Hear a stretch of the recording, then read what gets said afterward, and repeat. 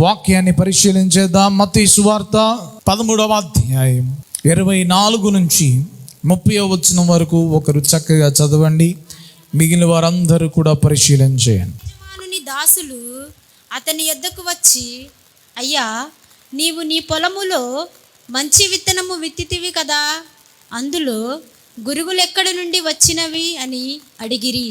ఇది శత్రువు చేసిన పని అని అతడు వారితో చెప్పగా, ఆ దాసులు, మేము వెళ్ళి వాటిని పెరికి కూర్చుట నీకిష్టమా అని అతనిని అడిగిరి. అందుకతడు, వద్దు, గురుగులను పెరుకుచుండగా వాటితో కూడా ఒకవేళ గోధుమలను పెళ్ళగింతురు. కోతకాలము వరకు రెండింటిని కలిసి ఎదుగనీయుడి. కోతకాలమందు గురుగులను ముందుగా కూర్చిన వాటిని కాల్చివేయుటకు కట్టలు కట్టి గోధుమలను నా కొట్టులో చేర్చి పెట్టుడని కోతగాండ్రతో చెప్పుదునెను. మంచిది. ప్రియమైన దేవుని ప్రజలారా, చదవబడిన లేఖన భాగాన్ని పరిశీలన చేసినట్లయితే యేసుక్రీస్తు ప్రభువారు చాలా ఉపమానాలు చెప్పాడు, ఎగ్జాంపుల్స్ చెప్పాడు. ఈ ఉపమానాలన్నీ కూడా ఎక్కువగా ఆత్మీయ జీవితానికి ఉపయోగపడతాయి, ఆత్మీయ అర్థాన్ని తెలియజేసినవిగా ఉంటాయి. యేసయ్య తరచుగా పరలోక రాజ్యాన్ని గురించిన ఉపమానాలు కూడా ఆయన చెప్పాడు. ఈ మత్తయి సువార్త 13వ అధ్యాయంలో చాలా సంఘటనలు పరలోక రాజ్యానికి సంబంధించిన ఉపమానాలు చెప్పాడు. దేనికి సంబంధించిన చెప్పండి? పరలోక రాజ్యానికి సంబంధించిన ఉపమానాలు చెప్పాడు. ఈ ఉపమానాలు మనం అర్థం చేసుకుంటే పరలోక రాజ్యం, మరణం తర్వాత ఉండే జీవితం ఏ విధంగా ఉంటుంది, దేవుడు ఈ భూమి మీద ఎలాగూ ఆయన పని చేస్తూ ఉంటాడు, ఇవన్నీ కూడా మనకు బాగా అర్థమవుతూ ఉంటాయి. యేసుక్రీస్తు ప్రభువారు ఈ 13వ అధ్యాయంలో ఒక అద్భుతమైన మాట ఆయన మాట్లాడతాడు. ఏంటి ఆ మాట అంటే, ఇదిగో లోకము పుట్టక మునుపు ఉన్న సంగతులను నేను మీకు తెలియజేస్తాను, మర్మాలను నేను మీకు తెలియజేస్తాను అని చెప్పేసి ప్రియమైన దేవుని ప్రజలారా, దేవుడు మాట్లాడడాన్ని మనం చూస్తూ ఉన్నాం. భూమి పుట్టక మునిపే జరిగిన సంఘటనలను, జరిగిన విషయాలను ఆయన మాత్రమే చెప్పగలిగిన వాడై ఉన్నాడు. ఎందుకు అనంటే అది దేవుడికి మాత్రమే తెలిసిన విషయాలు కాబట్టి ఆయన మాత్రమే ఆ విషయాలను చెప్పగలిగిన వాడై ఉన్నాడు. స్తోత్రం చెప్పండి. హల్లెలూయా, హల్లెలూయా. ప్రియమైన దేవుని ప్రజలారా, యేసుక్రీస్తు ప్రభువారు చెప్పిన ఈ ఉపమానాన్ని మనం పరిశీలన చేసినట్లయితే, ఇక్కడ యేసుక్రీస్తు ప్రభువారు ఒక పొలములో ఒక విత్తనాలను జల్లాడట. ఒక ఆయన గోధుమ విత్తనాలను ఒక పొలములో జల్లాడు. జల్లితే ఆ విత్తనాలను జల్లి నిద్రపోతున్నాడు. నిద్రపోయిన తర్వాత తెల్లవారుజామున లేచి చూశాడు, పొలం అంతా బాగానే ఉంది. కొన్ని రోజులు గడిచిన తర్వాత మొక్కలు వచ్చినాయి. మొక్కలను చూస్తూ ఉంటే ఆ మొక్కల్లో కొంత తేడా కనపడతా ఉంది. ఏంటో తేడా అనంటే, అయ్యా, మనమేమో గోధుమలు జల్లాం, గోధుమలు జల్లితే గురుగులు లాంటి ఈ మొక్కలు కూడా కనబడతా ఉన్నాయి. ఎవరు జల్లుంటారు, ఏమై ఉంటుంది అని అంటే, అక్కడ ఆయన అంటున్నాడు కదా, మనుష్యులు నిద్రించుచుండగా శత్రువులు వచ్చి గోధుమల మధ్యలో ఏం జల్లారంట? గురుగులు జల్లారు. మనుష్యులు నిద్రించుచుండగా సాతాను ప్రియమైన దేవుని ప్రజలారా శత్రువుగా మనకు ఉంటున్నాడు. అయితే ఈ శత్రువుగా ఉన్న ఈ యొక్క సాతాను ఎప్పుడయ్యా పనిచేస్తాడయ్యా అంటే, నిద్రించుచుండగా ఏం చేస్తాడంట? నిద్రించుచుండగా పనిచేస్తూ ఉంటాడు. అందుకనే కీర్తన గ్రంథం 91వ అధ్యాయంలో రాయబడిన మాటలు మనం పరిశీలన చేసినట్లయితే, రాత్రి వేళ కలుగు భయమునకైనను, పగటి వేళ కలుగు ఎగురు బాణమునకైనను, చీకటిలో సంచరించు తెగులునకైనను మధ్యాహ్నమందు పాడు చేయు రోగమునకైనను నీవు భయపడకుందువు. ఇక్కడ ఏమనుకున్నాడు? రాత్రి వేళ కలుగు భయం, చీకటిలో సంచరించు తెగులు. ఇవన్నీ కూడా మనుష్యునికి హాని కలిగించేవి. ఇవన్నీ కూడా మనుషులకు ప్రమాదాన్ని, నష్టాన్ని కలిగించేవి. అట్లాంటివి శత్రువైన సాతాను రాత్రిపూట పనిచేస్తూ ఉంటాడు. వాడు ఎప్పుడు ఏ విధంగా దాడి చేస్తాడో మనకి తెలియదు. వాడు ఎప్పుడు గురుగులను విత్తుతాడో మనకి తెలియదు. కాబట్టి మనము ప్రార్థనాపూర్వకమైన సిద్ధపాటు కలిగి, చాలామంది కావలి ఉంచుతూ ఉంటారు. రాత్రిపూట ఏం పెడతారండి? కావలి అని అంటే ఒక నిద్రపోకుండా మేలుకునే ఒక వ్యక్తిని పెడతా ఉంటారు. ఎందుకు? శత్రువు దాడి చేయకుండా, శత్రువు హాని కలగకుండా ఉండడం కోసం కొంతమంది సెక్యూరిటీ గార్డ్స్ని, హోమ్ గార్డ్స్ని, వాళ్ళందరినీ కూడా ఏర్పాటు చేసుకుంటూ ఉంటారు రాత్రిపూట అపాయము కలగకుండా. మరి మనం ఏం చేయాలి? మనం కూడా నిద్రపోకుండా రాత్రి అంతా వెయిట్ చేయాలా? మనం కూడా నిద్రపోకుండా రాత్రంతా కూడా కాపలా కాయాలా అని అంటే మనం కాపలా కాయాల్సినంత అవసరత లేదు. మనం ప్రార్థన చేస్తే కునుకక నిద్రించక ఉండే దేవాతి దేవుడు మనకు కావలిగా ఉంటాడు. హల్లెలూయా, స్తోత్రం చెప్పండి. హల్లెలూయా. మనం సేవిస్తున్న దేవుడు కునుకడు, నిద్రపోడు. నువ్వు ఆయనకు అప్పగించు, ప్రార్థన చేయి. ఆయనకు అప్పగిస్తే రాత్రి వేళ కలిగే భయం నుంచి దేవుడు నిన్ను కాపాడుతాడు. శత్రువైన సాతాను చేతిలో నుంచి నిన్ను ఆయన కాపాడుతాడు. కనుకనే ప్రార్థించడం అనేది చాలా అవసరం. సరే, రాత్రిపూట ఈ శత్రువు ఏం చేశాడు? గురుగులను జల్లాడు. గురుగులంటే మనం అనుకుంటాం కదా, మన ప్రాంతంలో గురిగింజలు అనేవి ఉంటాయి. మన ప్రాంతంలో ఏముంటాయి? గురిగింజలు, గురుగులను కూడా వాటిని పిలుస్తూ ఉంటారు. అవి పైన ఎర్రగా ఉంటాయి, కిందేమో నల్లగా ఉంటాయి. దాన్ని ఉపయోగం ఏమి ఉండదు, దానికి పిచ్చి చెట్టు అన్నమాట. మనం అనుకుంటాం గురుగులంటే ఆ చెట్టు ఏమో అని అనుకుంటాం. కానీ గురుగులు అని అంటే సేమ్ యాజ్ ఇట్ ఈస్గా ఈ గోధుమ చెట్టు ఎలాగైతే ఉంటుందో అలాగే ఉంటుందన్నమాట. ఇంగ్లీష్లో దాన్ని టేర్స్ అని పిలిచారు. ఈ గోధుమ చెట్టు ఎలాగైతే ఉంటుందో ఈ గురుగుల చెట్టు కూడా సేమ్ గోధుమ చెట్టు లాగే ఉంటాయి. ఇప్పుడు కొన్నిసార్లు మన ప్రాంతంలో తోటలు వేస్తూ ఉంటారు కదా, మిరప తోట వేస్తారు. మిరప తోటలో మిరప చెట్టుకి పిచ్చి చెట్టు కూడా ఉంటుంది. అది కూడా ఎట్లా ఉంటుంది అని అంటే అచ్చం మిరపకాయ చెట్టులాగే కనపడతా ఉంటారు. మినప తోట వేస్తారు. మినప తోట వేసే వాళ్ళకి మనం చూస్తూ ఉంటే కొన్ని పిచ్చి చెట్లు అచ్చం మినప చెట్టులాగే కనపడతా ఉంటాయి, కానీ అవి మినప చెట్లు కావు. ఇలాగ కొంత పిచ్చి చెట్లు అనేవి కనబడుతూ ఉంటాయి. సేమ్ అలాగే కనబడతాయి. ఆ గింజలు కూడా, ఆ యొక్క కాయలు కూడా అలాంటి విధంగానే కనబడతాయి, కానీ అవి తినడానికి కానీ వాడుకోవడానికి కానీ పనికి రావు. ఈ గురుగుల చెట్టు కూడా అంతే. ఈ గోధుమ చెట్టు లాగే యాసిటీస్ కనబడతాయి. ఆ కంకెలు రావడం కానీ అన్నీ కూడా యాసిటీస్గా కనబడతాయి, కానీ ఇవేమో తాలు గింజలు, అవేమో గోధుమ గింజ. దీనివలన ఏమాత్రం కూడా ఉపయోగం ఉండదు. ఈ చెట్టు దేనికి పనికిరాదు. ఒకవేళ తిన్నారే అని అనుకోండి, నాసియా అని అంటే ప్రియమైన దేవుని ప్రజలారా, కడుపులో వికారం, కడుపులో సమస్యలు ఇవన్నీ కూడా వస్తూ ఉంటాయి. పిచ్చి చెట్లు తినకూడదు. ఈ శత్రువు వీడు వర్ధిల్లడం ఇష్టం లేదు, వీడు పంట వేసింది ఆశీర్వాదకరంగా ఉండడం ఇష్టం లేక ఏం చేశాడంటే గురుగులను వేసాడు. కొంతమంది ఉంటారండి శత్రువులు, ఖచ్చితంగా ఉంటారు. ఆ మధ్య కాలంలో ఒక వార్తను నేను విన్నాను, టీవీలో వార్తలు చెప్పారు. ఏంటి ఆ వార్తలు అంటే, ఒక ఆయన రొయ్యల పంట వేశాడు. రొయ్యల చెరువు వేసుకుని రొయ్య పిల్లల్ని మేపుతూ ఉంటారు. ఆ యొక్క చెరువులో లక్షల పెట్టుబడి పెట్టి ఆ యొక్క రొయ్యల పిల్లలను తీసుకొచ్చి పెంచుతూ ఉన్నాడు.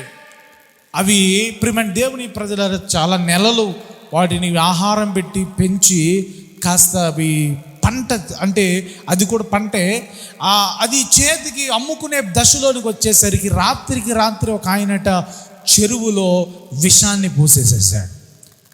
రాత్రికి రాత్రి ఒక ఆయన విషం పోసేసాడంట. తెల్లవారినాక చూస్తే ఆ రొయ్యలన్నీ కూడా చచ్చిపోయి పైకి తేల్తా కనబడతా ఉంటే, ఆ రొయ్యల వ్యాపారం చేసి ఆ రొయ్యల చెరువు కలిగిన వ్యక్తి ఏడుస్తూ బాధపడుతున్న విధానం టీవీలో చూపించారు. ఇలాగూ శత్రువులు ప్రియమైన దేవుని ప్రజలారా హానికి తలపెట్టాలని వారు ప్రయత్నం చేస్తూ ఉంటారు. ఇక్కడ కూడా అలాగే జరిగితే ఆ యజమానుడు ఒక మాట చెప్పాడు. ఏంటయ్యా అనంటే, ఒరే మీరు ఆ పంటను అలాగే ఉండనియండి, గురుగులను అలాగే ఉండండి, గోధుమలను కూడా అలాగే ఉండనియండి. ఇప్పుడే పొరపాటున కలుపు మొక్కలాగా పీకేశారనుకో, ఆ అసలైన గోధుమ పంటకు నష్టం జరుగుతుంది, మీరు తొక్కేస్తారు, ఆ పంట పాడైపోతుంది.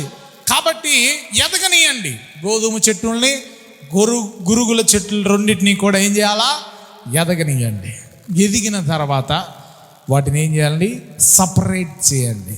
గురుగుల్ని ఒక పక్క, గోధుమల్ని ఒక పక్క. ఈ గురుగుల్ని కట్టెలను కాల్చి ఆ మంటలో పడేసేసేయండి, ఈ గోధుమలేమో కొట్లలో చేర్చండి అని చెప్పేసి ప్రియమైన దేవుని ప్రజలారా ఆయన చెప్పాడు. ఇది యేసయ్య చెప్పిన ఉపమానం అన్నమాట. ఇదేదో ఒకరి జీవితంలో జరిగింది కాదు, ఇది ఒక ఉపమానం అన్నమాట. ఈ ఉపమానం చెప్పాడు యేసయ్య. ఆ తర్వాత కొన్ని ఉపమానాలు చెప్పాడు. సాయంత్రం అయింది, వాళ్ళు ఒక చోటకు వెళ్ళినప్పుడు ఈ శిష్యులు అడిగారు, యేసయ్య నువ్వు ఈ గురుగుల ఉపమానం చెప్పావు కదా, దాని అర్థం మాకు అర్థం కాలేదు, ఆ గురుగుల ఉపమానం ఏంటో మాకు చెప్పమని చెప్పేసి అంటే, అప్పుడు యేసయ్య ప్రతిదానికి వివరిస్తూ చక్కగా చెప్తా ఉన్నాడు. మరలా మైక్ తీసుకుని మీరు 37వ వచనం నుంచి 43వ వచనం వరకు మీరు చదివితే అర్థమవుతుంది. అందుకాయన ఇట్లా, నేను మంచి విత్తనము విత్తువాడు మనుష్య కుమారుడు, పొలము లోకము, మంచి విత్తనములు రాజ్య సంబంధులు, గురుగులు దుష్టుని సంబంధులు, వాటిని విత్తిన శత్రువు అపవాది, కోత యుగ సమాప్తి, కోత కోయువారు దేవదూతలు. గురుగులు ఎలాగూ కూర్చబడి అగ్నిలో కాల్చివేయబడును, అలాగే యుగ సమాప్తి యందు జరుగును. మనుష్య కుమారుడు తన దూతలను పంపును, వారాయన రాజ్యములో నుండి ఆటంకములకు సకలమైన వాటిని దుర్నీతి పరులను సమకూర్చి అగ్నిగుండములో పడవేయుదురు. అక్కడ ఏడ్పును పండ్లు కొరుకుటయును ఉండును. అప్పుడు నీతిమంతులు తమ తండ్రి రాజ్యములో సూర్యుని వలె తేజరిల్లుదురు. చెవులు గలవాడు వినుగాక. స్తోత్రం చెప్పండి, హల్లెలూయా. చేతులెత్తి చెప్పాలి, హల్లెలూయా. ఇక్కడ యేసయ్య చెప్పేశాడు, క్లారిటీగా చెప్పేసేసాడు. ఏంటంటే గోధుమలు విత్తిన వ్యక్తి ఎవరు చెప్పండి, ఏమని రాసింది, మనుష్య కుమారుడు. చెప్పండి, మనుష్య కుమారుడు అంటే ఎవరు, యేసయ్య. ఎవరండి, యేసయ్య. సో విత్తిన వ్యక్తి ఎవరు, యేసయ్య. గురుగులు విత్తిన వ్యక్తి ఎవరు, అపవాది, సాతాన్ గాడు అన్నమాట. గురుగులు విత్తిందేమో సాతాన్. ఆ మంచి విత్తనాలు ఎవరు, రాజ్య సంబంధులు, అంటే కుమారులు, దేవుని బిడ్డలు. ఆ గురుగులు ఎవరు, దుష్టుని సంబంధులు, అంటే సాతాను బిడ్డలు అన్నమాట గురుగులు. ఆ తర్వాత కోత కోసే వాళ్ళు ఎవరు, దేవదూత. ఇదంతా కూడా క్లారిటీ అన్నమాట. ఆ ఉపమానం యొక్క అర్థం దేవుడు ఇచ్చేసాడు. ఇది ఎప్పుడు జరుగుతుందయ్యా అని అంటే, యుగ సమాప్తి యందు జరుగుతుంది. ఎప్పుడు జరుగుతుందంట, యుగ సమాప్తి. ఈ యుగం లేకపోతే ఈ భూమి అంతరించేటప్పుడు ఈ విషయాలన్నీ జరుగుతాయని ఆయన చెప్పాడు. ఒకసారి చాలా మందికి ఈ సందేహం రావచ్చు. ఏంటి ఆ సందేహం అంటే, ఇప్పుడు దేవుడు భూమిని చేశాడు కదా, దేవుడు మనుషులందరినీ సృష్టించాడు కదా, దేవుడు ఈ భూమి మీద ఉన్న చెడ్డవారందరినీ కూడా తీసేసుకుని మంచివారిని వరకు అట్టు పెట్టవచ్చు కదా, మంచివారినే అట్టి పెట్టేస్తే భూమి అంతా కూడా మంచిగానే ఉండేది కదా, భూమి అంతా కూడా చాలా పరిశుద్ధంగా ఉండేది కదా, అలా చేయొచ్చు కదా దేవుడు అని చెప్పేసి కొంతమందికి సందేహం రావచ్చు. దేవుడు ఆల్రెడీ ఆ పని కూడా చేసేసాడు. దేవుడు ఏం చేశాడండి?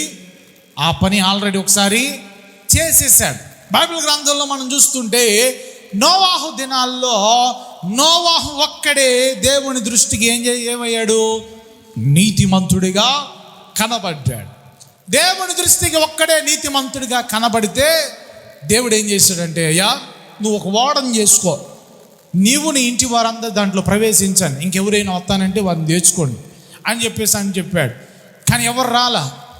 నోవాహు కష్టపడి ఓడను కట్టాడు. నోవాహు తన కుటుంబం, 3 కుమారులు 3 కోడలు, తన భార్య, జంతువులు, పక్షులు ఇవన్నీ కూడా ఉన్నాయి. ఇక దేవుడు ప్రచండమైన వర్షాన్ని కురిపించాడు. 40 పగళ్ళు 40 రాత్రులు తెరుపు లేకుండా వర్షాలు పడతా ఉండేసరికి ప్రియమైన దేవుని ప్రజల జలప్రళయం లాగా ప్రారంభించబడి భూమి మీద ఉన్న సమస్త మనుషులందరూ కూడా తుడిచి వేయబడ్డారు. భూమి పుట్టిన తరువాత జరిగిన ఒక వినాశనం అన్నమాట. అందరినీ తుడిచిపెట్టేశారు. భూమి పరిశీలన చేస్తే వాళ్ళ ఊహ, వారి నడవడిక, వారి చెడుతనం అంతా కూడా, మనుషుల చెడుతనం అంతా పెరిగిపోతూ ఉంటే దేవుడు ఆలోచన చేసి వైప్ చేసేసాడు, క్లీన్ చేసేసాడు, మొత్తం నాశనం చేసేసాడు. ఇప్పుడు భూమి మీద ఎవరు ఉన్నారంట చెప్పండి? నోవాహు అంటే ఎవరు?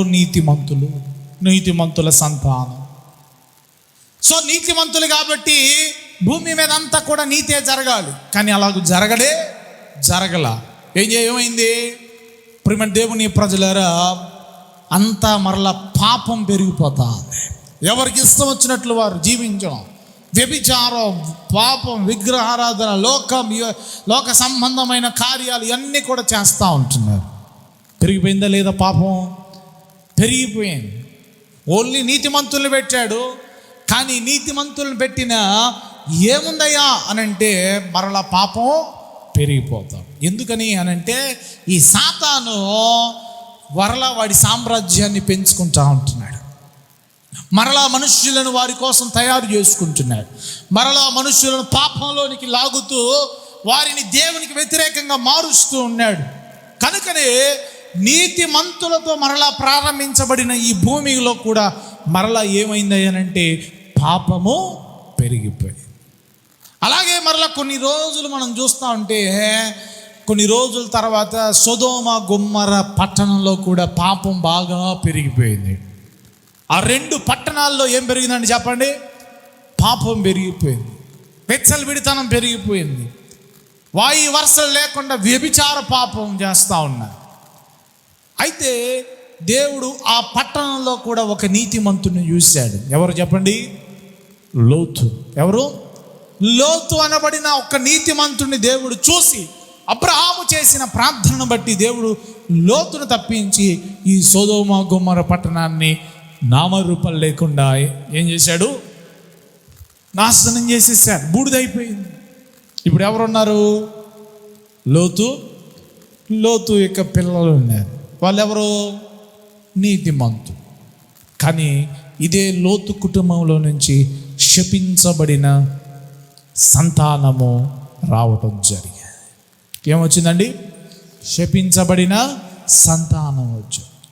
సో దేవుడు ఆలోచన చేశాడు. ఏం ఆలోచన చేశాడంటే, మనం దుష్టుల్ని చంపేసామే అని అనుకో, పాపం ఏమన్నా తగ్గుతుందా? తగ్గట్లా. నీతిమంతులే ఉంటున్నారా? ఉండట్లా. సో ఇట్లా కాదని చెప్పేసి దేవుడు ఒక ఆలోచన చేసి ఏం చేశాడంటే, తన ప్రియ కుమారుణ్ణి పంపించాడు. యేసు ప్రభువారిని పంపించి ఆయన తన రక్తాన్ని చిందించి ఇప్పుడు ఏం చేస్తున్నాడంటే, నీతిమంతులను అనగా దేవుని ఇష్టులను, కుమారులను ఆయన విత్తుతూ ఉన్నాడు. హల్లెలూయా, స్తోత్రం చెప్పండి. హల్లెలూయా. ఆయన ఏం చేస్తూ ఉన్నాడు? విత్తుతా ఉన్నాడు. అనేక ఆత్మలను ఆయన రక్షిస్తూ ఉన్నాడు. కుమారులుగా ఆయన మార్చుకుంటున్నాడు. తన బిడ్డలుగా దేవుడు మార్చుకుంటున్నాడు. దేవుని బిడ్డలుగా యేసుక్రీస్తు ప్రభువారు ఆయన మార్చుకుంటా ఉంటే, వీడున్నాడుగా, వీడు ఏం చేస్తాడు? వీడు ఊరుకుంటాడా? ఈ సాతానుగాడు కూడా ఏం చేస్తున్నాడు? గురుగులను కూడా విత్తుతా ఉంటున్నాడు. ఏం చేస్తున్నాడు చెప్పండి? గురుగులను ఆయనేమో గోధుమలు వేస్తుంటే మనోడేమో గురుగులు వేస్తూ ఉన్నాడు. ఇక రెండు ప్రియమైన దేవుని ప్రజల ఈ భూమి మీద నివాసము చేస్తా ఉన్నాడు. దేవుడు ప్రియమైన దేవుని ప్రజలరా ఆయన ఒక ఆలోచన కలిగి ఉన్నాడు. ఏంటి ఆలోచన అంటే నీతిమంతుల్ని ఉండనిద్దాం, దుష్టుల్ని కూడా ఉండనిద్దాం. నీతిమంతులు ఉంటారు, దుష్టులు కూడా ఉంటారు, సాతాను సంబంధులు కూడా ఉంటారు. వీరిద్దరూ ఉండినప్పుడు ఒక టైం వస్తుంది. ఏంటి ఆ టైం చెప్పండి? కోతకాలము. చెప్పండి ఏం టైం అది? కోతకాలం. కోతకాలం అనేది చాలా లేటుగా వస్తుంది, వెంటనే వచ్చిద్దా? రాదు. ఇంచుమించు గోధుమలన్నా ప్యాడీ రైస్ అన్న రెండు ఒకే రకమైన పంటలు, ఆహార ధాన్యాలు. ఈ రెండు కూడా మనం పరిశీలన చేస్తే కోతకాలం త్వరగా రాదు, టైం పట్టిద్ది.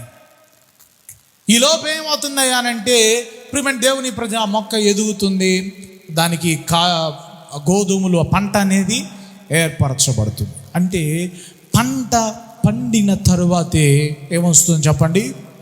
కోతకాలము వస్తుంది. పంట పండాలి. కొన్నిసార్లు మనం ఈ మాట మాట్లాడుతూ ఉంటాం. ఏం మాట అంటే వాడి పాపం పండింది, దేవుడు తగిన శాస్తి చేశాడు. అంటే పాపం పండాలి. పాపం పండినప్పుడు ఏమవుతుంది అని అంటే చెప్పండి? కోతకాలము వస్తుంది. ఈరోజు చాలామంది ఏమనుకుంటున్నారంటే మనం పాపం చేసిన, దేవునికి వ్యతిరేకంగా నడుచుకున్న, దేవునికి ఆయాసకరంగా మనం జీవించిన, ఏ లోపం ఏ పాపం ఏ శాపం కలిగి ఉన్నా మనకి ఏం కావట్లేదు, మనకి ఏం జరగట్లేదు, మనకి ఏ విధమైన ప్రాబ్లం లేదు, ఏ విధమైన సమస్య లేవు అని చెప్పేసి ప్రియమైన దేవుని ప్రజలు వారు పాపం చేస్తూ ఉంటారు. వారు మరింతగా దేవుని వ్యతిరేకంగా జీవిస్తూ ఉంటారు. దానికి దేవుడు ఇస్తున్న సమాధానం ఏంటయ్యానంటే వారి టైం, పంట పండే కోతకాలం ఇంకా రాలేదు. రాలేదు చెప్పండి? కోతకాలం ఇంకా రాలా.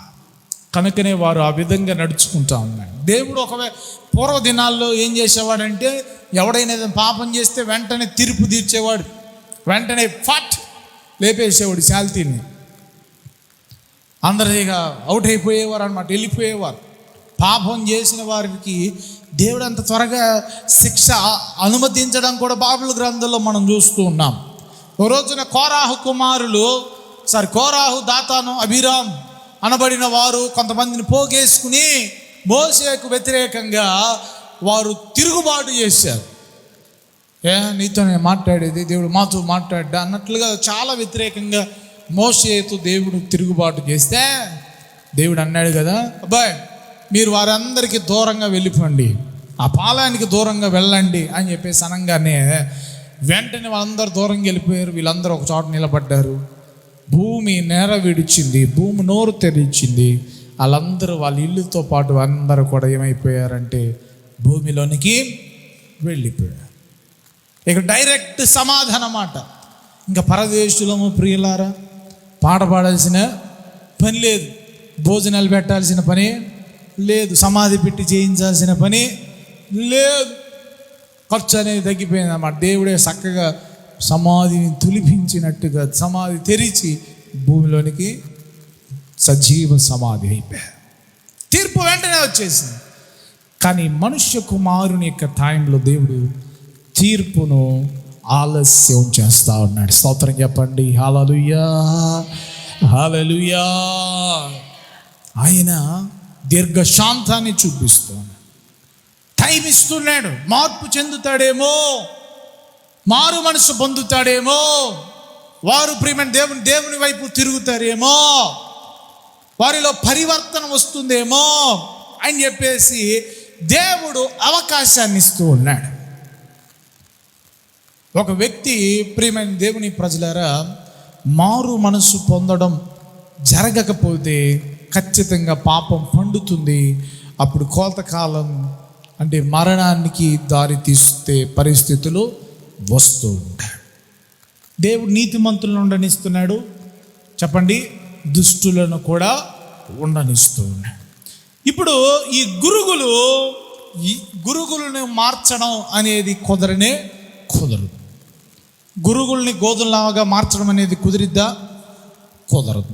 మరి ఎట్లా ఈ గురుగులకి ఏమన్నా మార్పు చెందడానికి అవకాశం ఏమైనా ఉందా అని ఆలోచన చేస్తే, ప్రియమైన దేవుని ప్రజలారా, ఈ గురుగులు ఎప్పుడైతే యేసయ్య చేత అంటుకట్టబడతాయో అప్పుడు వారు మార్పు చెందుతారు. వృక్షాలు లేకపోతే ప్లాంటేషన్లో ఒక గొప్ప టెక్నిక్ ఏంటిదనంటే గ్రాఫ్టింగ్, అంటుకట్టబడడం అనేది ఒక గొప్ప టెక్నిక్ అన్నమాట. ఈ టెక్నిక్ వల్ల ఏంటంటే, ఇప్పుడు మామిడి చెట్టు ఉందనుకోండి, ఒక మామిడి చెట్టు కనుక చేదు చెట్టు అనుకోండి, పులుపు చెట్టు అనుకోండి, ఆ మామిడి చెట్టుకి ఒక తీయటి చెట్టు యొక్క కాండాన్ని తీసుకొచ్చి అంటుకడితే ఆ చెట్టు కొమ్మలో నుంచి మంచి కాయలు, తీయటి కాయలు వస్తూ ఉంటాయి. స్తోత్రం చెప్పండి. హల్లెలూయా, హల్లెలూయా. ఆ విత్తనం మారాల్సినంత అవసరత లేదు, ఆ చెట్టు మార్చేయాల్సినంత అవసరత లేదు. కానీ దాన్ని అంటు కట్టినప్పుడు అది మంచి శ్రేష్టమైన ఫలములను ఇస్తుంది. మన భారతదేశంలో ఒక ఆయన ఉత్తరప్రదేశ్లో ఉంటాడు. ఆయన ఒక్క మామిడి చెట్టుకి 300 వెరైటీస్ని పండించాడండి. ఎంత? 300 వెరైటీస్ ఫ్రూట్స్, మామిడిని ఒక్క చెట్టు ద్వారా పండించాడు. చాలా పెద్ద చెట్టు అది. ఆ ఒక్క చెట్టుకి ఏం చేసేవాడంటే ఇదే విధంగా అంటుకట్టేవాడు. ఇక ఆ ఒక్క చెట్టుకి అన్ని వెరైటీస్, బంగినపల్లి, మామిడిపల్లి, ఏమండి ఇంకేమున్నాయి, రసాలు అన్నీ కూడా వస్తాయి అన్నమాట. అన్నీ వస్తాయి, ఉన్నాయి. అది కట్టుగా కాదు. అతనికి భారతదేశ ప్రధాని రాష్ట్రపతి చేత బిరుదు కూడా ఇచ్చారు, మంచి సర్టిఫికేట్ ఇచ్చారు అతని యొక్క ప్లాంటేషన్ ప్రాసెస్కి. కాబట్టి ప్రియమైన దేవుని ప్రజలారా, ఇప్పుడు ఈ గురుగులు మార్పు చేసేసి ఈ గోధుమగా చేయాల్సినంత అవసరత లేదు. కానీ క్రీస్తుతో అంటు కట్టబడితే, ఆత్మానుసారంగా మార్చబడితే ఖచ్చితంగా అతడు రక్షించబడతాడు, మారు మనసు పొందుతాడు, పరలోక రాజ్య వారసుడిగా ఉండగలుగుతాడు. హల్లెలూయా, స్తోత్రం చెప్పండి. హల్లెలూయా. ప్రియమైన దేవుని ప్రజలారా, యేసుక్రీస్తు ప్రభువారు నికోదేముతో మాట్లాడినాడు కదా, యోహాను సువార్త 3వ అధ్యాయంలో, ఒకడు క్రొత్తగా జన్మించితేనే కానీ, చెప్పండి, 3వ అధ్యాయం 3వ వచనం, అందుకు యేసు అతనితో, ఒకడు కొత్తగా జన్మించితేనే కానీ అతడు దేవుని రాజ్యమును చూడలేడని నీతో నిశ్చయంగా చెప్పుచున్నాను. అందుకు నికోదేము, ముసలివాడనైన నేను మనుష్యుడెలాగూ జన్మింపగలడు? రెండో మారు తల్లి గర్భమందు ప్రవేశించి జన్మించగలడా అని ఆయన అడగగా, యేసు ఇట్లనెను, ఒకడు నీటి మూలంగాను ఆత్మ మూలముగాను జన్మించితేనే కానీ దేవుని రాజ్యంలో ప్రవేశింపలేడని నీతో నిశ్చయముగా చెప్పుచున్నాను. శరీర మూలముగా జన్మించినది శరీరమును, ఆత్మ మూలముగా జన్మించినది ఆత్మనై ఉన్నది. మీరు క్రొత్తగా జన్మింపవలెనని నేను మీతో చెప్పినందుకు ఆశ్చర్యపడవద్దు. ప్రియమైన దేవుని ప్రజలారా, శరీర మూలంగా నువ్వు జన్మించాల్సినంత అవసరత లేదు. నువ్వేం చేయాలంటే ఆత్మ మూలముగా జన్మించు. నీలో ఉన్న ఆ స్వభావము, నీలో ఉన్న చేదు, నీలో ఉన్న ఆ దుష్టుని యొక్క లక్షణాలు, ఇవన్నీ కూడా మార్పు చెందాలి. నీ ఆత్మ క్రొత్తగా జన్మించాలి. అప్పుడే నీ జీవితంలో ఒక పరలోక రాజ్యాన్ని పొందుకునే అవకాశాన్ని, ధన్యతను నువ్వు పొందుకోగలుగుతావు. ఒకడు కొత్తగా జన్మించాలి. వీడు అనుకున్నాడు కొత్తగా జన్మించడం అంటే మరలా నేను తల్లి గర్భంలోనికి వెళ్ళేసి మరలా కడుపులో ఉండి బయటికి రావాలా? అది జరిగిద్దా? జరగదు. ఇప్పుడేమో తాడి చెట్టులాగా పెరుగుతాడు, అప్పుడేమో బొడ్డోళ్ళలాగా ఉంటాడు. జరగదు. మరి ఎట్లా? నీతి మూలంగానో ఆత్మ మూలంగానో జన్మించాలి. ఒకప్పుడేమో ప్రియమైన దేవుని బిడ్డ త్రాగుళ్ళు, వ్యసనాల్లో, లోకంలో, పాపంలో, వ్యభిచారంలో, విగ్రహారాధన వీటన్నిటిలో ఉన్నావు.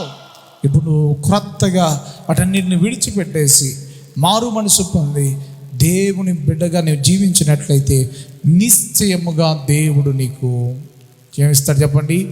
పరలోక రాజ్యాన్ని అనుగ్రహిస్తాడు.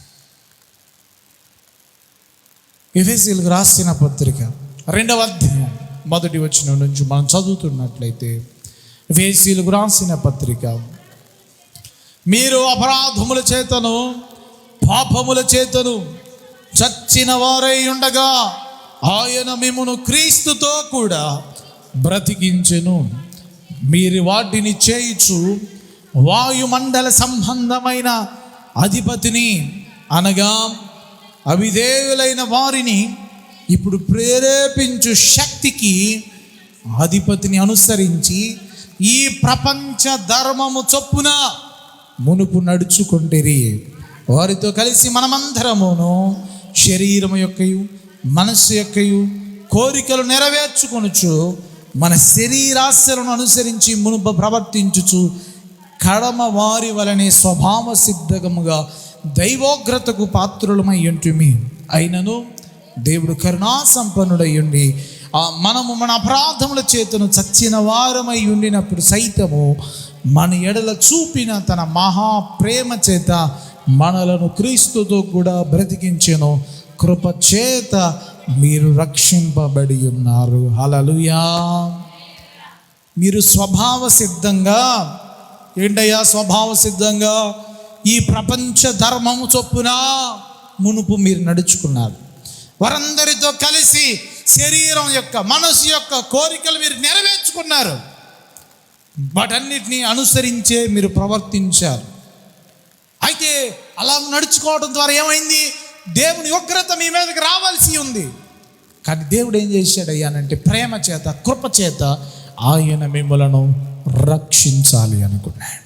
ఇప్పుడు ఒక చెట్టు ప్రియమైన దేవుని ప్రజలు చేదు కాయలు ఇస్తా ఉంది. ఏం చేయాలనుకుంటాడు? దాన్ని నరికేసేద్దాం అనుకుంటాడు. కానీ అదే చెట్టుకు అంటుకట్టి ఒక మంచి తీయని పండ్లు ఇస్తూ ఉంది, తీయని కాయలు ఇస్తా, అంటుకట్టడం ద్వారా తీయని కాయలు ఇస్తూ ఉంది. అప్పుడు ఏమవుతుంది? నరికేస్తాడా? నరికేయచ్చు. స్వభావ సిద్ధంగా సాతాను యొక్క శక్తి వలన ప్రియమైన దేవుని ప్రజలారా అక్కడ అంటున్నాడు కదా, ఏమంటున్నాడు?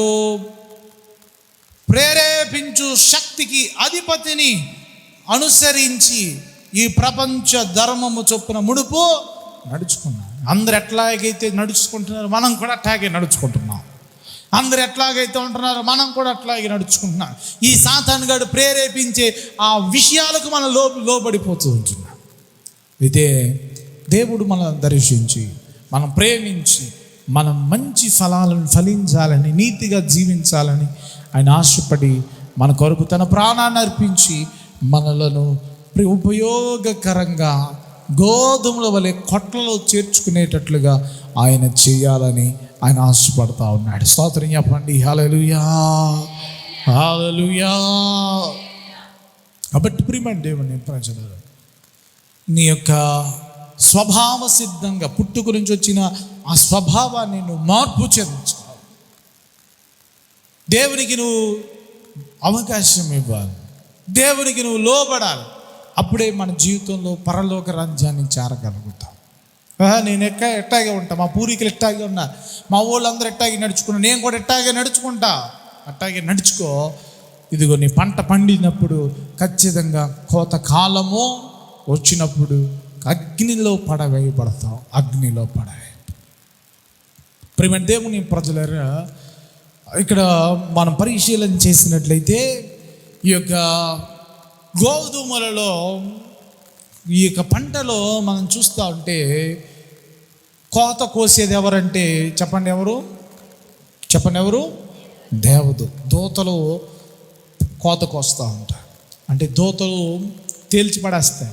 ఎవడెట్టి వెళ్ళాలి, ఎవడు ఏ మార్గంలో వెళ్ళాలి, ఎవడు అగ్నిగుండంలోకి వెళ్ళాలి, నరకానికి వెళ్ళాలి, ఎవరో పరలోకానికి వెళ్ళాలి.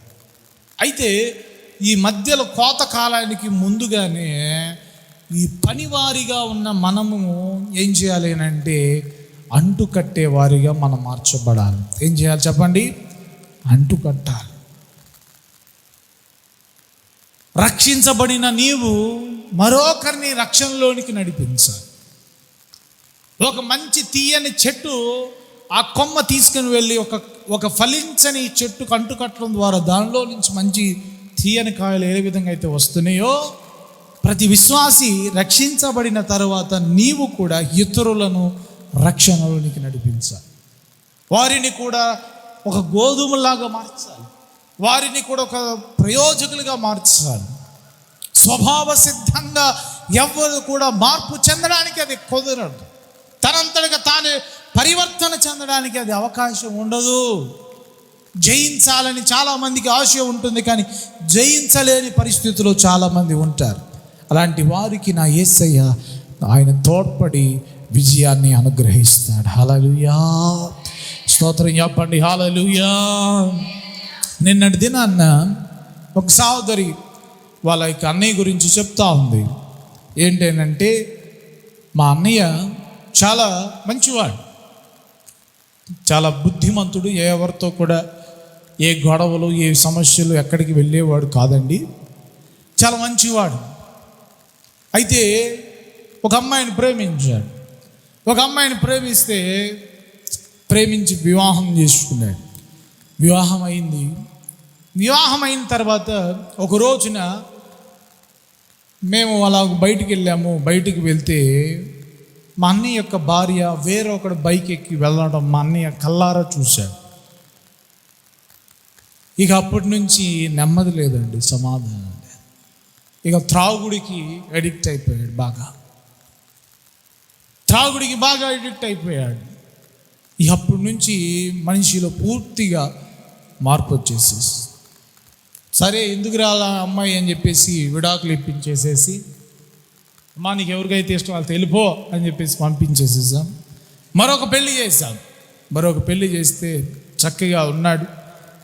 కానీ త్రాగుడు మాత్రం మానలే. ఒక కుమారుడు కూడా పుట్టాడు. అదే విధంగా తాగుతూ ఉన్నాడు.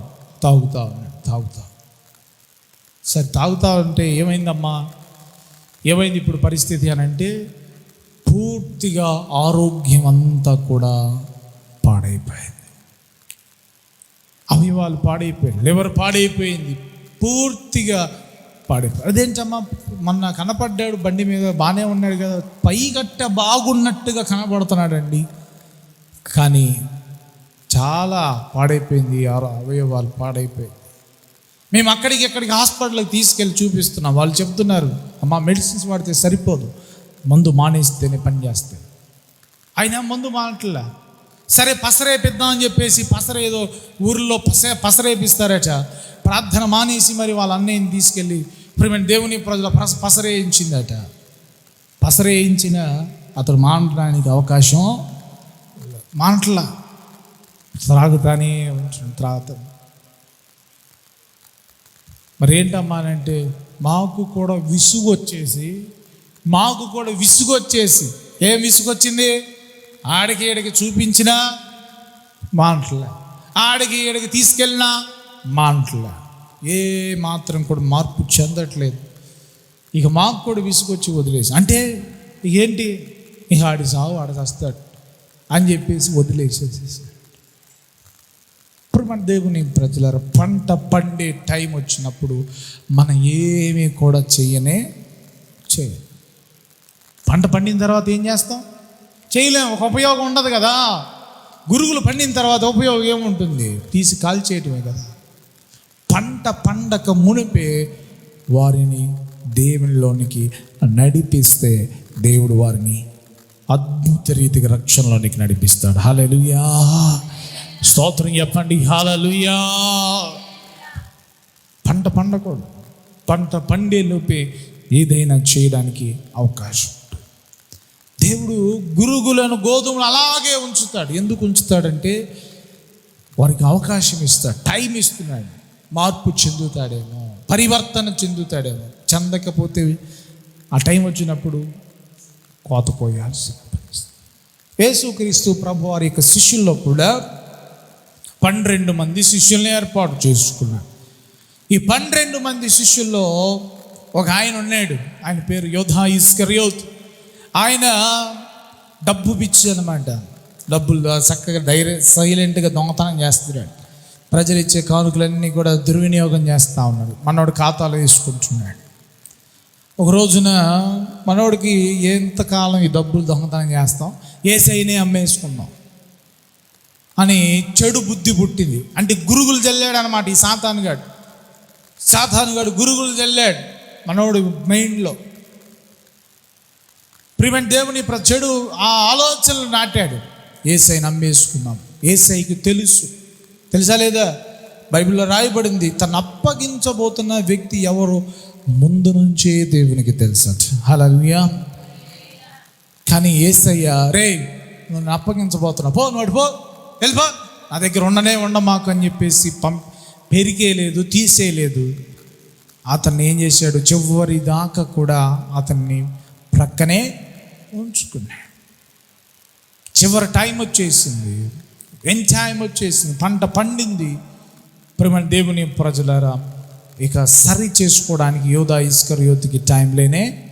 ఇదిగో ఈ రాత్రి మీలో ఒకడు అప్పగించబోతున్నాడు. అయ్యా నేనా? ఇదిగో నీవన్నట్లే అని యోధా ఇస్కరియోతుతో చెప్పాడు. వెళ్ళి నీ పని నువ్వు చెయ్యి. సాతాను ఇక యోధా ఇస్కరియోతులోనికి ప్రవేశించింది. యేసయ్యని నమ్మేసుకున్నాడు. చివరికి ఆత్మహత్య చేసుకుని చనిపోయాడు. పంట పండిన తర్వాత ఏమీ కూడా చేయనే. దేవుడు ఉంచుతున్నాడు అని అంటే ప్రవర్తనను మార్చుకోవాలి అని ఉద్దేశం. చెప్పండి, దేవుడు ఏం చేయాలి? ఎందుకు? ప్రవర్తనను మార్చుకోవాలి. యెహెజ్కేలు గ్రంథం 18వ అధ్యాయంలో మీరు చూడండి, చాలా మంచి విషయాలు అక్కడ రాస్తూ ఉంటున్నాడు. చూడండి, యెహెజ్కేలు గ్రంథం 18:23 నుంచి మనం చక్కగా చదువుకుంటే, దుష్టుడు మరణమునందుట చేత నాకు ఏమాత్రమైన సంతోషం కలుగునా, వారు ప్రవర్తనను దిద్దుకుని నాకు బ్రతుకుటే నాకు సంతోషము. ఇదే ప్రభువుకు యెహోవా వాక్కు. అయితే నీతిపరుడు తన నీతిని విడిచి పాపం చేసి దుష్టులు చేయు హేయ క్రియలన్నిటి ప్రకారము జరిగించిన ఎడల అతడు బ్రతుకునా, అతడు చేసిన నీతి కార్యములు ఏ మాత్రమును జ్ఞాపకంలోనికి రావు. అతడు విశ్వాసఘాతకుడై చేసిన పాపమును బట్టి మరణము. దుష్టుడు మరణం నందటం అనేది దేవునికి సంతోషమో కాదు. ఎందుకంటే ప్రతి మానవుడిని దేవుడు ఆయన నిర్మించుకున్నాడు. దుష్టులు మారు మనసు పొందడు, ప్రవర్తన దిద్దుకుని బ్రతకటమే నాకు సంతోషం అని దేవుడు సెలవిస్తున్నాడు.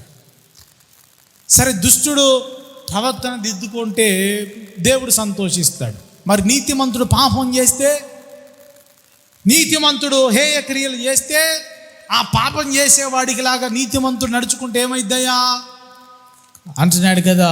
ఖచ్చితంగా ఏమాత్రం కూడా అతడు చేసిన నీతి కార్యాలు జ్ఞాపకంలోనికి రావు.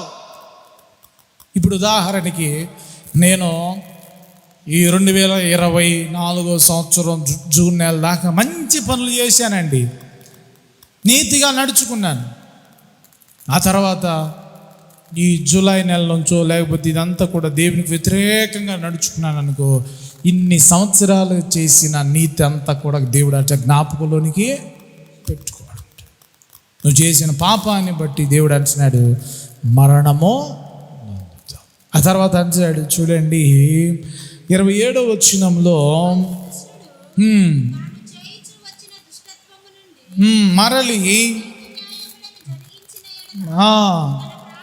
తన ప్రాణమును రక్షించుకో. ఈ దుష్టుడు గనక మారు మనసు పొందాడు అనుకో, ఖచ్చితంగా ఏం పొందుకుంటాడని చెప్పండి? రక్షణ పొందుకుంటాడు. తన ప్రాణమును ఏం చేస్తాడు? రక్షించుకోగలుగుతాడు. అతడు ఆలోచించుకుని తాను చేయవచ్చిన అతిక్రమ క్రియలన్నిటినీ చేయక మానెను కనుక అతడు మరణమునందక అవశ్యముగా బ్రతుకు. కాబట్టి దేవుడు బ్రతికించాలని ఆశపడుతున్నాడు. ప్రవర్తన దిద్దుకోమని హెచ్చరిక చేస్తున్నాడు. నీ ఒక వ్యక్తి మారు మనసు పొందాలంటే మన ముందు ఖచ్చితంగా ఒక మంచి వ్యక్తి ఉంటేనే అతన్ని చూసి మనం మార్పు చెందుతాం. ఆ మంచి వ్యక్తి ప్రపంచంలో ఎవరైనా ఉన్నారు అని అంటే నేను ప్రకటిస్తున్నా, యేసుక్రీస్తు ప్రభువు. హల్లెలూయా. ఆయనే మనకు మాదిరి, ఆయన ద్వారానే మన పరివర్తన, ఆయన ద్వారానే మనకు మారు మనసు అనేది లభిస్తుంది. నీ అంతటికి నీవు మారు మనసు పొందడం అది కష్టం. యేసయ్య దగ్గరకు రా, ఆయన నిన్ను రూపాంతరం చెందించేటట్లుగా, దేవునికి ఇష్టడుగా ఆయన నిన్ను మారుస్తాడు. ఇక్కడ కూర్చున్న వాళ్ళు చాలామంది త్రాగుల్లో ఉన్నవారు కూడా లేకపోలేదు, పాపంలో జీవించిన వారు లేకపోలేదు. కానీ దేవుడు వారు మారు మనసు పొందారు, ఒక మంచి జీవితాన్ని దేవుడు వారికి అనుగ్రహించాడు. తనతో పాటు పాపంలో జీవిస్తున్న వారు ఎంతోమంది మరణించారు. తనతో పాటు ఆ వ్యసనాల్లో జీవించిన వారు ఎంతోమంది మరణించారు. కానీ ఈరోజు వారికి ఇప్పటికీ సజీవులుగా ఉండడానికి కారణం ఏంటో తెలుసా? వారు మారు మనసు పొందారు. కాబట్టి కోతకాలం రాకముందే, పంట పండక ముందే నీ బిడ్డను రక్షించుకో, నీ భర్తను రక్షించుకో, నీ భార్యను రక్షించుకో, నీ కుటుంబాన్ని రక్షించుకో. పంట పండిన తర్వాత అనుభవించాల్సిన పరిస్థితి వస్తుంది. ఏదైతే పంట వచ్చిందో దాన్ని అనుభవించాల్సింది. అంత అవకాశం తెచ్చుకోవా. కోతకాలం దాకా వెళ్ళకుండా రూపాంతరం చెందు, గోధుమల్లాగా మార్చబడు. గోధుమలను దేవుడు ఎక్కడ కురుస్తాడంటే చెప్పండి, కొట్లలో కురుస్తాడు. కొట్లలో అంటే పరలోక రాజ్యంలో ఆయన కూరుస్తాడు, చేరుస్తాడు. ఈ గురుగులను ఎక్కడ చేరుస్తాడట? అగ్నిగుండంలో చేరుస్తాడు, అంటే నరకానికి పంపిస్తాడు. ఈరోజు నువ్వు గోధుమవా, గురుగువా? ఈరోజు నువ్వు గోధుమల పంటవా, గురుగుల పంటవా? ఒకసారి పరిశీలన చేయి. నువ్వు గోధుమవైతే నీకు పరలోక రాజ్యం, నువ్వు గురుగులవైతే అంటే దుష్టుల సంబంధువైతే నీకు నరకం. గోధుమలు దేవుని సంబంధులు, వారికి పరలోక రాజ్యం. కొంతమంది ప్రియమైన దేవుని ప్రజలారా ముసుగు వేసుకుంటారు, వేషం వేసుకుంటారు. ఏమిటి ఆ వేషం? చెప్పండి, ఏంటి ఆ వేషం? మేము మంచోళ్ళమి అన్నట్లుగా వేషం వేసుకుంటారు. వాళ్ళకు కూడా ప్రియమైన దేవుని ప్రజలారా ఏమవుతుందంటే నరకమే వస్తుంది. చూడండి, 2 కొరింథీయులకు రాసిన పత్రిక 11వ అధ్యాయం ముగిస్తున్నాను. తరతరగా 2 వాక్యాలు చూద్దాం. కొరింథీయులకు రాసిన 2వ పత్రిక 11వ అధ్యాయం 13వ వచనాన్ని చదువుదాం. ఎలయనగా అటివారు క్రీస్తు యొక్క అపోస్తుల వేషం ధరించుకున్న వారై ఉండి దొంగ అపోస్తులను మోసగాండ్రగు పనివారనై, ఇది ఆశ్చర్యము కాదు, సాతాను తానే వెలుగుదోష వేషం ధరించుకొనుచున్నాడు కనుక వాని పరిచారకులను నీతి పరిచారకుల వేషము ధరించుకొనుట గొప్ప సంగతి కాదు. వారి క్రియల చొప్పున వారికి అంతమో కాదు. కొంతమంది నేను కూడా గోధుమనే అన్నట్లుగా వేషం ధరిస్తారట. సాతాను వేషం, సాతాను సంబంధి వేషాన్ని ధరిస్తారట. ధరిస్తే మాత్రం దేవుడు అంటున్నాడు కదా, ధరించినంత మాత్రాన వారికి ఏమన్నా ప్రయోజనం కలుగుతుందంటే కలగదో. ఇదిగో క్రియల చొప్పున వారికి అంతమో కలుగుతుంది. కాబట్టి ప్రియమైన దేవుని ప్రజలారా, మన జీవితంలో మనం ఖచ్చితంగా మారు మనసు పొందాలి, ప్రవర్తనను దిద్దుకోవాలి. అదే దేవుడు హెచ్చరిక చేస్తున్నాడు. ఇంకెంతకాలం ప్రతి విషయాల్లో నువ్వు దేవుని బాధ పెడతావు? ఈరోజైనా పరివర్తన వచ్చు, ఇకనైనా మార్పు చెంది, ఇకనైనా దేవుని కొరకు జీవించు. దేవుడు ఖచ్చితంగా మోక్షానికి, పరలోక రాజ్యానికి నీకు అవకాశం ఇస్తాడు. ధనవంతుడు అనుకున్నాడట, నరకానికి వెళ్ళి అగ్నిగుండంలో కాలుతూ ఉంటే, అయ్యా నాకు సహోదరులు ఉన్నారు భూమి మీద, నేను వాళ్ళకి వెళ్ళి చెప్తాను, బాబు నరకం ఉంది, మీరు జాగ్రత్త పడండిరా, పరివర్తన చెందండిరా, మారు మనసు పొందండిరా అని నేను చెప్తాను. అయ్యా అవకాశం అంటే లేదు. అక్కడ వాళ్ళు ఇక్కడికి, ఇక్కడ వాళ్ళు అక్కడికి వెళ్ళటానికి లేదు. అక్కడ భూమి మీద ప్రవక్తలు ఉన్నారు, వాళ్ళ మాట విన్నాడా సరే, వినకపోతే మరలా ఇక్కడికే నీ దగ్గరికే వస్తారు. కాబట్టి వినండి, దేవుని వాక్యానికి లోబడండి, ఖచ్చితంగా దేవుని రాజ్య వారసులుగా మీరు ఉండగలుగుతారు. కాబట్టి దేవుడు గోధుమలను ఏం చేస్తున్నాడు? ఉండనిస్తున్నాడు, పురుగులను కూడా ఉండనిస్తున్నాడు. కోత కాలంలో దాని యొక్క ఫలితాన్ని కోస్తారు, అప్పుడు వేరు చేయబడతారు, అప్పుడు ఫలితాన్ని అనుభవిస్తారు. అది తెచ్చుకోక మునిపే దేవుని కోతకాలం రాక మునిపే, యుగ సమాప్తి కలగక మునిపే దేవునికి మనం లోబడదాం, దేవుని బిడ్డలుగా జీవించుదాం. దేవుడి మాటలు మన వెనికిడిలో దీవించునుగాక. ఆమేన్ చెప్దాం. ఆమేన్. స్తోత్రం చెప్దాం. హల్లెలూయా, హల్లెలూయా. ఈరోజు దేవుడు హెచ్చరిక చేస్తున్నాడు, నీ ప్రవర్తన దిద్దుకుంటే, క్రొత్తగా జన్మిస్తే దేవుడు నిన్ను ఆశీర్వదిస్తాడు. Thank you Jesus. ఇంకా నీ కుటుంబంలో గురుగులుగా ఉన్నవారు రక్షించుకోవాలి. లూదియా వాక్యాన్ని విని తన కుటుంబాన్ని రక్షించుకుంది. రక్షించవలసిన బాధ్యత నీదే, రక్షించుకోవాల్సిన బాధ్యత, అండుకట్టాల్సిన బాధ్యత నీదే. నీలో ఉన్న మంచిని వారికి అంటుకట్టు, నీలో ఉన్న కొమ్మని వారితో అంటుకట్టు. పంట పండినప్పుడు ఏం చేయలేము, కోతకాలానికి వచ్చినప్పటికి ఏం చేయలేము. పాపం పండక మునిపే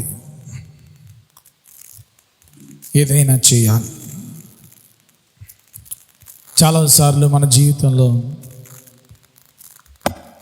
అంత అయిపోయినాక బాధపడుతూ ఉంటాం.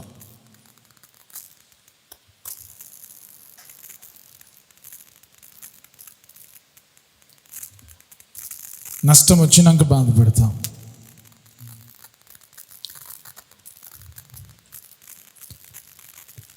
హల్లెలూయా.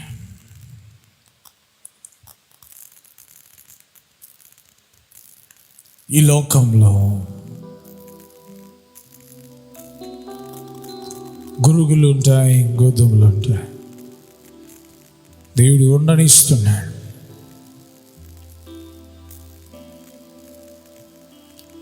కోతకాలం వరకు ఉండనిస్తున్నాడు.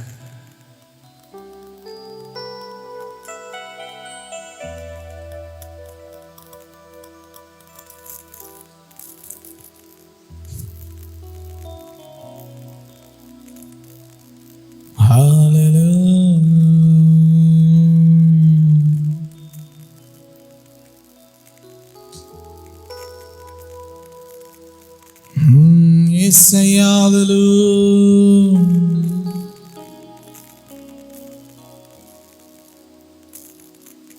కాలం బహు కొంచెముగా ఉందంటున్నాడు. నేడను సమయం ఉండగానే దీపాన్ని చక్కబెట్టుకోమంటున్నాడు. ఇది మిక్కిలి అనుకూల సమయం, ఇది రక్షణ దినం.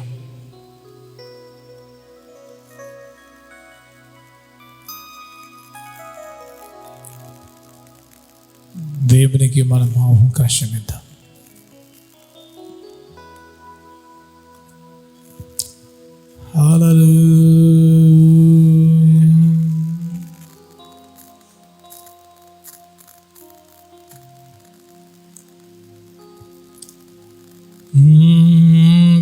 సాక్షిని శుద్ధి చెయ్యును,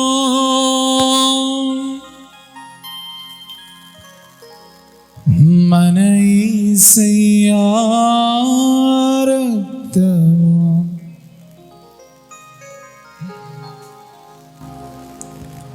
యేసు రక్తము, రక్తము, రక్తము, యేసు రక్తము, రక్తము, రక్తము, అమూల్యమైన రక్తము, నిష్కళంకమైన రక్తము, అమూల్యమైన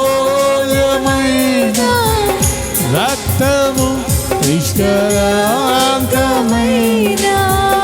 రక్తము, యేసు రక్తము, రక్తము, రక్తము, యేసు రక్తము, రక్తము, రక్తము, ప్రతి ఘోర పాపములు కడుగును, యేసయ్యా రక్తము ప్రతి ఘోర పాపములు కడుగును మన యేసయ్యా రక్తం. బహుదుఃఖములో మునిగెనే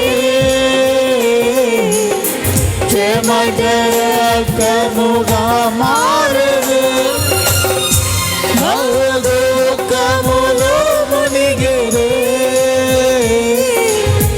చెమట రక్తముగా మారెను. యేసు రక్తము యేసు రక్తము రక్తము రక్తము మన సాక్షిని శుద్ధి చేయును మన యేసయ్యా. మన సాక్షిని శుద్ధి చేయును మన యేసయ్యా రక్తము. మన శిక్షను తొలగించెను సంహారమునే తప్పించెను. మన శిక్షను తొలగించెను సంహారమునే తప్పించెను. యేసు రక్తము రక్తము రక్తము యేసు రక్తము రక్తము రక్తము అమూల్యమైన రక్తము నిష్కళంకమైన రక్తము అమూల్యమైన రక్తము నిష్కళంకమైన రక్తము. యేసు రక్తము రక్తము రక్తము యేసు రక్తము రక్తము రక్తము యేసు రక్తము రక్తము రక్తము యేసు రక్తము రక్తము రక్తము యేసు రక్తము రక్తము రక్తము. ఆయన రక్తమే పవిత్ర పరుస్తుంది. ఆయన రక్తమే విడిపిస్తుంది. రక్తమే పాపములు కడుగుతుంది. ఆయన రక్తమే మన సాక్షిని శుద్ధీకరిస్తుంది. యేసు రక్తము రక్తము రక్తము యేసు రక్తము రక్తము రక్తము యేసయ్యా.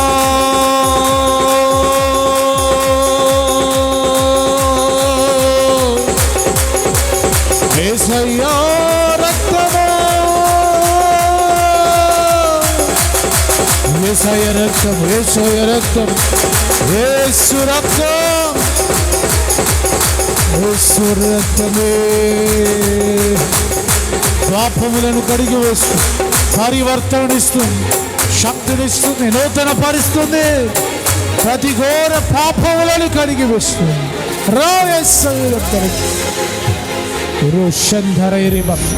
నీ హృదయాన్ని దేవునికి సహోదరుడా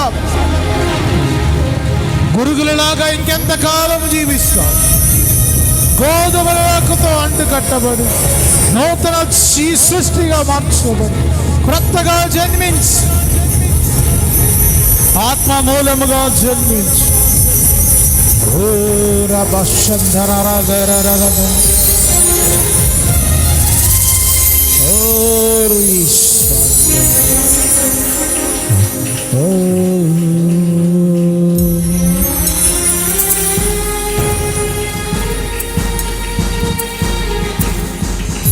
పరిశుద్ధుడా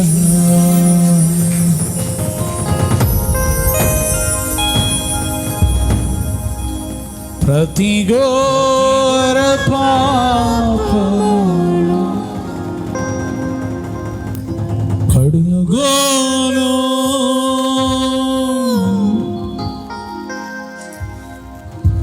మన యేసయ్యా రక్తము మన సాక్షిని శుద్ధి ఇయ్యదు.